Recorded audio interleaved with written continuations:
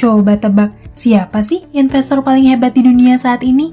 Gimana kalau aku bilang, ternyata investor terhebat di dunia ini justru bukan seorang ahli keuangan, bukan ekonom, bukan pebisnis, gak punya latar belakang pendidikan finansial, dan gak punya pengalaman kerja di bidang keuangan sama sekali. Wah, kok bisa gitu ya? Siapa sih dia? Mungkin kamu bakalan nebak kalau orangnya itu adalah Warren Buffett ya? Bukan dia orangnya. Jangan-jangan Benjamin Graham, gurunya Warren Buffett? Bukan dia juga. Terus siapa dong? Namanya adalah Jim Simons. Ada yang pernah dengar namanya nggak? Mungkin jarang nih ada yang tahu tentang Jim Simons. Tapi beneran kok, dia itu adalah investor terhebat di dunia saat ini. Bahkan mungkin terhebat sepanjang sejarah. Dengan akumulasi persentase keuntungan investasi sebesar 401 juta % selama 30 tahun terakhir. Persentase keuntungan ini tuh jauh melampaui Warren Buffett, Charlie Munger, George Soros, Peter Lynch, ataupun Ray Dalio. Wah, kok bisa ya Jim Simons tuh ngalahin para investor legendaris kayak Warren Buffett dan kawan-kawan? Nah, kali ini aku mau ceritain kisah Jim Simons, seorang jenius matematika, ahli kriptografi, sekaligus investor terhebat di dunia yang punya kekayaan sampai lebih dari 300 triliun rupiah. Jim Simons yang lahir di Amerika tahun 1938 itu adalah anak muda yang jenius yang berhasil dapetin gelar doktoral PhD pas usianya masih 23 tahun. Simons tuh ngawalin karirnya sebagai dosen matematika di Harvard dan MIT. Saking jeniusnya nih, di usia yang masih muda banget, Simon udah ditawarin kerja di National Security Agency atau NSA. Ini tuh sebuah lembaga intelijen Amerika yang paling bergengsi. Di NSA, Simons tuh ditugasin buat mecahin kode sandi rahasia blok negara komunis dan sosialis yang saat itu tuh jadi lawan perang dingin Amerika. Selain kerja di NSA nih, Jim Simons juga pernah kerja jadi staf riset Kementerian Pertahanan di Amerika.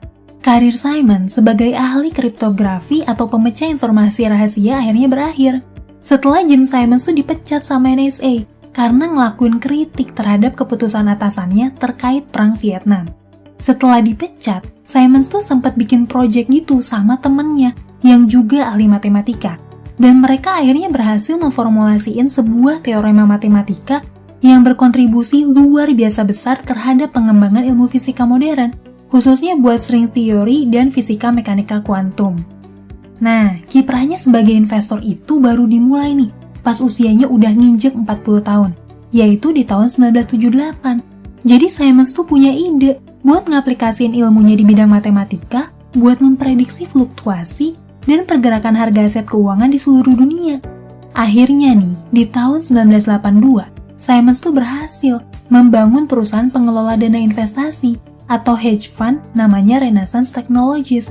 Jadi konsepnya, perusahaan hedge fund itu ngumpulin dana dari para investor, terus uangnya bakalan dikelola dengan ngelakuin aktivitas jual beli atau trading gitu di berbagai instrumen investasi, mulai dari saham, obligasi, mata uang, dan lain-lain. Kalau di Indonesia mungkin kita lebih akrab sama istilah manajer investasi. Contohnya Mandiri Asset Management, Sinarmas Asset Management, dan lain-lain. Uniknya nih, kalau pengelola dana investasi kan umumnya mempekerjakan ahli-ahli keuangan. Jim Simons tuh justru mempekerjakan teman-temannya yang ahli matematika, ilmuwan, ahli statistik, sampai programmer. Jumlah karyawannya tuh sekitar 300 orang, dan hampir semuanya adalah ahli matematika, software engineer, dan ilmuwan. Cuma ada 2 orang doang yang punya pengalaman di bidang keuangan dan pernah kerja di Wall Street. Loh, ngapain sih Jim Simons tuh malah mempekerjakan ahli matematika dan komputer? Ternyata Simons tuh berencana buat bikin program komputer super cerdas yang bisa memprediksi pergerakan harga aset keuangan di seluruh dunia, sekaligus mengeksekusi transaksi jual beli aset keuangan secara otomatis. Program komputer super cerdas ini tuh bisa memprediksi pergerakan harga saham, mata uang, dan berbagai aset keuangan di dunia berdasarkan miliaran data di dunia, mulai dari jutaan data transaksi perdagangan, laporan ekonomi semua negara di dunia, kebijakan bank sentral berbagai negara, tren harga saham selama puluhan tahun ke belakang, termasuk data-data sentimen politik, bahkan data pergerakan cuaca gitu, yang bisa jadi berkorelasi sama industri pertanian. Canggihnya lagi nih, miliaran data tersebut tuh diolah sama program komputer super canggih yang bisa memperbarui prediksinya terus-menerus tiap detik berdasarkan input data yang baru masuk. Jim Simons, seorang matematikawan yang gak punya pengalaman sama sekali di industri keuangan, dengan kejeniusannya di bidang komputasi akhirnya mampu bikin program yang bisa ngelakuin transaksi jual beli saham, forex, dan aset keuangan secara otomatis, sistematis, dan mendulang keuntungan yang konsisten. Satu program trading Jim Simons yang paling canggih itu namanya Medallion Fund yang diterbitin di tahun 1988. Program trading ini tuh bisa memprediksi korelasi dari miliaran data di dunia, terus ngelakuin uji efektivitas transaksi secara mandiri, atau kalau sekarang tuh lebih dikenal dengan istilah machine learning. Dengan kecanggihannya, Medallion Fund ini bisa menghasilkan keuntungan fantastis, yaitu 401 juta % dalam 30 tahun terakhir, atau rata-rata keuntungan per tahun sebesar 66% sejak tahun 1988 sampai tahun 2018. Fantastis banget ya, bayangin deh, kalau kamu nyimpen uang kamu di Medallion Fund di tahun 1988 sebesar 10 juta rupiah, di tahun 2018 yang lalu nih, aset kamu tuh udah bertumbuh secara kotor sampai nyentuh 40 triliun. Tapi emang, ini tuh keuntungan kotor. Sebelum dipotong manajemen fee dan biaya administrasi yang emang lumayan gede. Kalau untung bersihnya mungkin sekitar 195 miliar rupiah. Canggihnya lagi nih, algoritma yang diaplikasiin di Medallion Fund ini tuh bisa meredam dampak krisis yang pernah terjadi beberapa kali selama 30 tahun terakhir. Contohnya saat krisis bubble.com di tahun 2000. Banyak banget investor saham yang rugi, bahkan jatuh bangkrut. Tapi Medallion Fund tetap untung sebesar 98,5%. Terus saat krisis finansial global di tahun 2008, saat banyak banget institusi keuangan raksasa yang rugi, bahkan jatuh bangkrut. Tapi lagi-lagi, Medallion Fund itu masih tetap bisa profit sampai 82%. Begitu juga saat pasar saham jatuh gara-gara pandemi corona di tahun ini. Medallion Fund tuh tetap bisa mencetak profit sebesar 9,9% di kuartal 1 2020. Sekarang kita bandingin yuk return investasi dari Medallion Fund sama para investor legendaris lain yang punya pengalaman dan keahlian di bidang keuangan.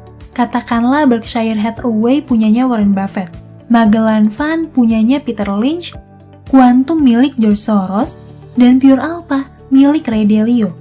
Ternyata, persentase keuntungan investasi Medallion Fund milik Jim Simons ini bisa melampaui para mahaguru investasi yang jauh lebih berpengalaman dalam bidang keuangan ataupun bisnis. Makanya nggak heran kalau banyak banget media yang ngejulukin Jim Simons sebagai investor dan sekaligus trader terhebat di dunia, bahkan mungkin yang terhebat sepanjang masa. Sekarang mungkin kamu mikir, wah kalau emang Medallion Fund tuh sesakti itu, kenapa kita semua nggak investasi di sana aja? Sayangnya nih, sejak tahun 1993, Medallion Fund tuh udah nggak nerima investor baru lagi. Saat ini, Medallion Fund tuh jadi produk investasi privat punyanya Jim Simons dan para karyawan yang kerja di Renaissance Technologies. Sementara buat investor publik, Renaissance Technologies tuh nawarin dua produk lain, namanya Renaissance Equities Fund dan Renaissance Diversified Alpha. Tapi, dua produk investasi yang diterbitin buat publik ini tuh nggak sampai nyamain performa fantastis dari Medallion Fund. Sampai sekarang, ada banyak banget pihak yang penasaran sama algoritma yang diimplementasiin sama Medallion Fund buat memprediksi fluktuasi harga aset keuangan. Sebuah algoritma yang sakti banget dan bisa ngasih pertumbuhan portofolio yang di luar akal sehat. Tapi sayangnya, Jim Simons tuh cenderung tertutup dan seolah-olah ngerahasiain mekanisme trading dari Medallion Fund. Sampai akhirnya ada beberapa spekulasi yang berpendapat gitu. Kalau machine learning dari Medallion Fund tuh udah canggih banget, sampai-sampai nggak ada manusia lagi yang bisa paham sistem komputasi dari program tersebut, termasuk Jim Simons itu sendiri. Ada juga yang berpendapat kalau mekanisme trading Medallion Fund tuh sengaja dirahasiain sama para investor supaya bisa tetap menjaga efektivitas dari sistem trading mereka. Sampai dengan video ini dibikin, kekayaan Jim Simons itu tercatat sampai 22,6 miliar atau kira-kira setara sama 330 triliun rupiah. Secara nominal, emang kekayaan Jim Simons tuh masih kalah dari kekayaan Warren Buffett yang mencapai 87,3 miliar dolar. Bisa dibilang, sampai saat ini Warren Buffett tuh memang masih jauh lebih kaya. Tapi dari sisi growth atau pertumbuhan aset, Jim Simons lebih unggul. Terlebih lagi, Warren Buffett tuh udah mulai investasi sejak umur 10 tahun. Sementara Jim Simons baru mulai serius berinvestasi di umur 40 tahunan.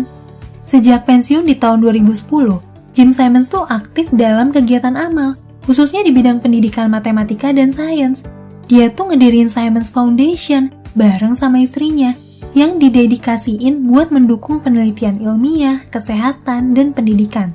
Terus, Simons tuh juga ngedirin Math of America, yang bertujuan buat mendukung para guru matematika dan sains.